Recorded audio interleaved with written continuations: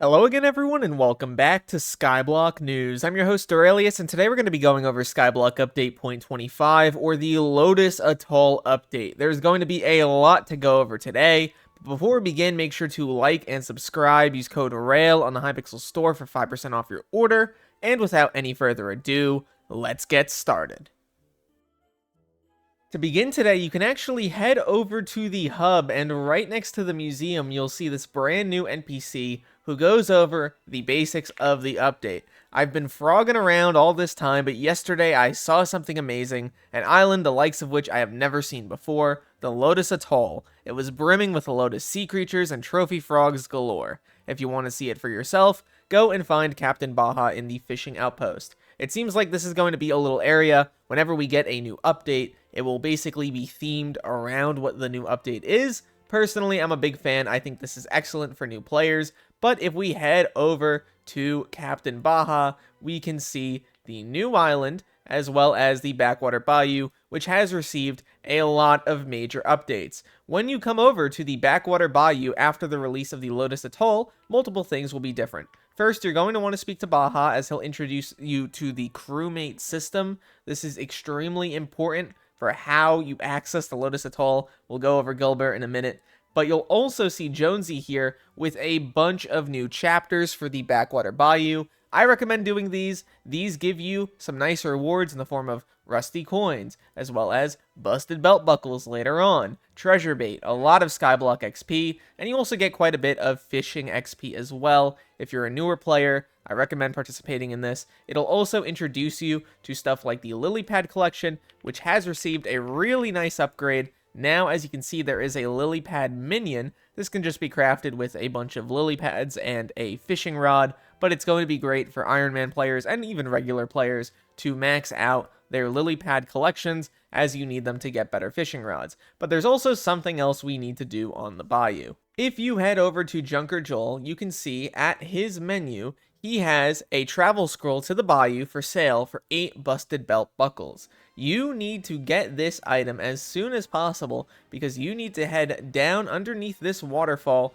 and speak to Gilbert. Gilbert will join your crew at this position right here if you give him that travel scroll. Now, if you haven't interacted with the bayou content in the past, basically, in order to get busted belt buckles, you have two major options. If you're on a normal profile, you can buy them on the bazaar for not a ridiculous sum of money. I think it'll just be like a couple million coins. But if you're on an Iron Man, what you'll need to do is you'll need to get a junk sinker on your fishing rod and actually fish in the bayou in order to get the items as treasure, which will eventually become junk, which will just turn into the busted belt buckles if you're here for long enough. Frankly, it won't take too long, even on a relatively new profile, to get the 8 busted belt buckles you need.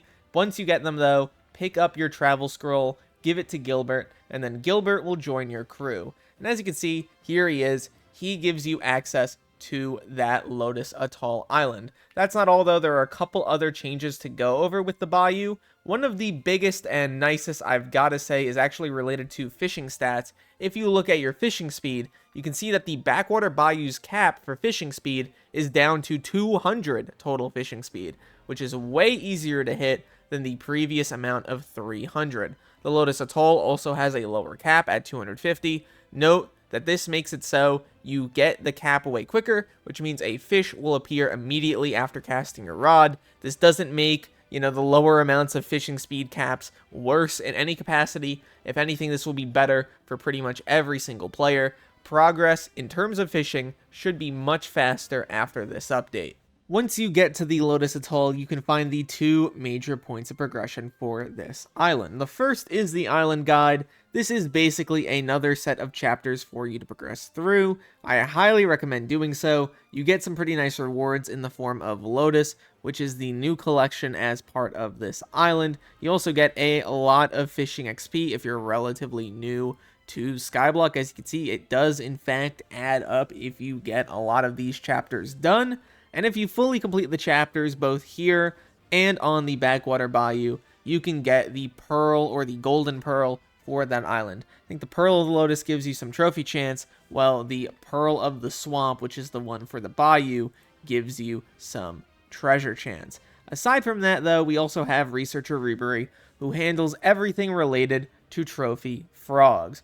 Common frog you catch everywhere. Leapfrog, you have to be jumping mid-air while you're pulling in your rod. The wetlands frog you can only catch during rain. You have the reality hopper, which you catch in wormholes on the Lotus Atoll. In order to do this, you need to have Froggles equipped, which is one of the new items alongside the Lotus collection. You get it super early on. Blessed Frog, Sea Frog underwater, Bullfrog while wearing the red sweater, another new item introduced as part of the Lotus collection, Tree Frog, etc., etc. I've gone over all of these in my prior guide video going over the Lotus Atoll, so I won't cover it too deeply here, but I will briefly hover over every single one of them so that you could see how to catch every single type of frog. But if you do this and you catch all of the different frogs, you can turn them in for lotuses, as you can see, the 2 donation buttons here, or when you hit a certain milestone of collecting all the bronze type frogs, or silver, or gold, or whatever else, you get some rewards. Notably, some amount of lotus, a new talisman line, and the travel scroll to the Lotus Atoll at the silver tier. You also get a few sacks at the lower 2 tiers. And if we head over to the Lost Reward shop, we can see the applicant statement, the common accessory, student studies at the silver tier, master's thesis at the expert or gold tier, and then the PhD's grimoire at the master or diamond tier. This can give you up to 4 trophy chance, and it is a new accessory, so that's pretty nice. We also have the travel scroll to the Lotus Atoll, the 2 sacks, and at the diamond tier, you get Ribbit the Fish, a brand new The Fish. What else does the Lotus Atoll have to offer? Well, if you go into your bestiary, we can see a bunch of new sea creatures and critters that are part of this island and are exclusive to this island. For example, the Lotus Guardian, which has a 1% chance to drop you a frog coin. This will be relevant in your trophy frog progression. We also have the Puddle Jumper, which just drops you a trophy frog directly from the creature. We have the Sea Shine, which comes from the exploding lily pads at a rare rate. We have stuff like the Tootle, which you have to feed the actual trophy frogs to in order for them to explode, and you get some rewards for doing that. So on and so forth for many of these other creatures. I've gone over all of their drops already in the guide video, so if you want to check that out, once again, it will be linked down below. The Sea Creature Guide has also received a bunch of reworks as part of this update. You can now directly click on pretty much any mob, as you can see here, and see the spawn chance, the fishing skill, the categories. It's so much better to actually view all of this information in game rather than just having to guess and try to figure it out through the wiki or whatever else. I really do love the way they've set this up. They've also, as part of this update, adjusted the weights and drop chances for a lot of items throughout Skyblock, in terms of fishing specifically, of course. So keep in mind, you will have to go through this, new updated Sea Creature Guide if you want to know every single new drop percentage and every single new spawn chance. But some of the big changes include stuff like the Wiki Tiki that has gotten a bit of a nerf in terms of the Tiki Mask drop rate. As you can see, it's all the way down at 0.1, whereas previously it was 0.33. I think Ragnarok also got hit as well. As you can see, Burnt Text down to 0.25, Brimstone Handle at 0.5, Bobbin Scriptures at 1, and Chain of the End Times at 1. I believe all of those numbers were higher. I think Burnt Texts were a 1% drop, and that's been, dropped by 3/4. So pretty significant changes there. The team has also made a lot of other changes to how fishing operates as a whole. Notably, as part of this update, they have added the Snake Eyes to the Titanoboa, a new pet item that gives you 1.1 treasure chance. They've added 5 new sea creatures, Jumpin' Jack, who is a common sea creature for the Spooky event, the Inkling, an uncommon water hotspot sea creature, the Volcanic Snail, an uncommon lava hotspot sea creature, the Manta Ray, an epic water hotspot sea creature, and the Magma Pillar, an epic lava hotspot sea creature. These new sea creatures range in how effective and useful they are for getting new items. Jumping Jack, for example, just gives you some pumpkins. Inklings are pretty cool. They give you the new Ink Splat, which can be used for a few items like the Hotspot Tonic, the Hotspot Hook, and they're still needed for the Hotspot Water Orb. The Volcanic Snail gives you Seared Escargot. The Manta Ray is needed in order to get a lot of clay, as well as the upgraded Fishing XP booster for pets. And the Magma Pillar drops the new Magmarizer enchantment at tier 6, which allows you to deal more damage to magmatic mobs. They've also made a few changes to how the bestiaries are calculated, so Jumpin' Jack and the Inkling have basically just been moved. Jumpin' Jack was previously the Sea Guardian, while the Inkling was previously the Night Squid. The idea here is that they want you to have your progress carried over, so if you've already grinded out these sea creatures, you don't need to do it again.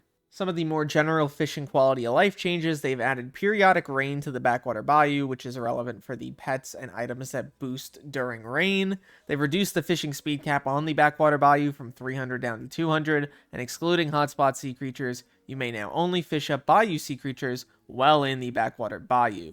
They've also added the ability to place hunt traps in the backwater bayou, which is pretty neat. They've added the Luck of the Sea 6 to Junker Joel's shop for 16 rusty coins. They've increased the stats given by the overflowing trash can, and added an overflowing bonus of +1 treasure chance while on the backwater bayou. They've adjusted the weights of the backwater bayou sea creatures, which we kind of went over earlier. This is just to bring them in line with how the other sea creatures operate now. They've also adjusted all bayou sea creature stats and drop chances as a result of bayou sea creature exclusivity, making them more common to catch. So keep in mind, you have to look at all of those drop rates. They are different now. They've added a recipe for condensed lily pads to Lily Pad Collection 10. They've adjusted the Bayou Water Orb recipe, replacing 1 enchanted clay block with 1 condensed lily pad. Hotspot and event sea creatures have also been totally revamped in how they function.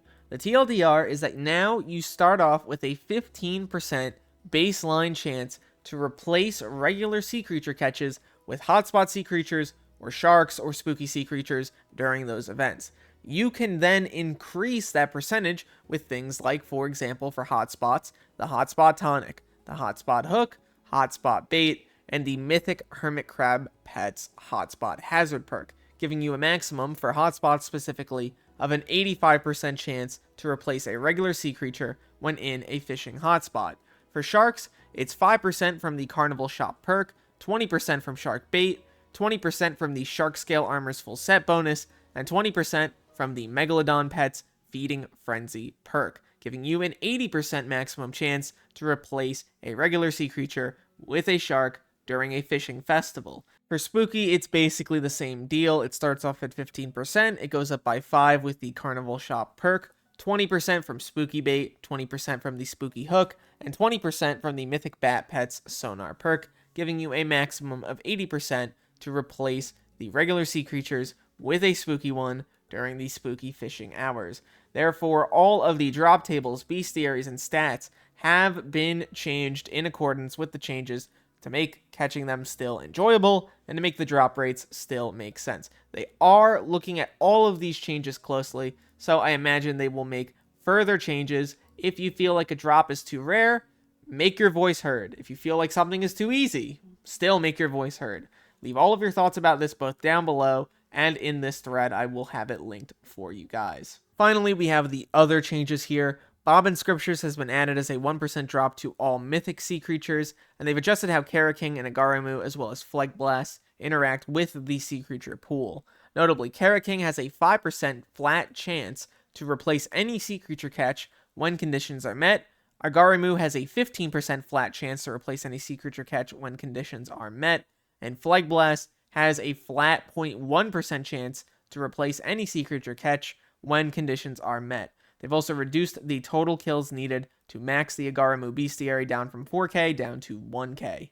As you can see in-game, there have also been a few changes to the Hotspot Water Orb. As you can see, it requires the Ink Splats as well as the Seared Escargot. Same thing with the Hotspot Hook, it requires the Ink Splats as well as a Condensed Lily Pad. And if you take a look at your Hotspot Sinker, it requires some Seared Escargot. So you are going to need those new sea creatures in order to make these items. Overall, I'll have my video out about my thoughts on the Lotus Atoll in the next few days as I finish up all the content, but my experience so far has been pretty positive. I think a lot of the changes, especially for the early game of fishing, make the whole experience a whole lot better. Leave all of your thoughts about the Lotus Atoll down below. If you want to know about how the Lotus Atoll operates further, I will leave the guide video down below as well. And if you want to see all of the fairy souls on the island, I will also have that video linked. Once again, leave all your thoughts down below and look to the future, fellas.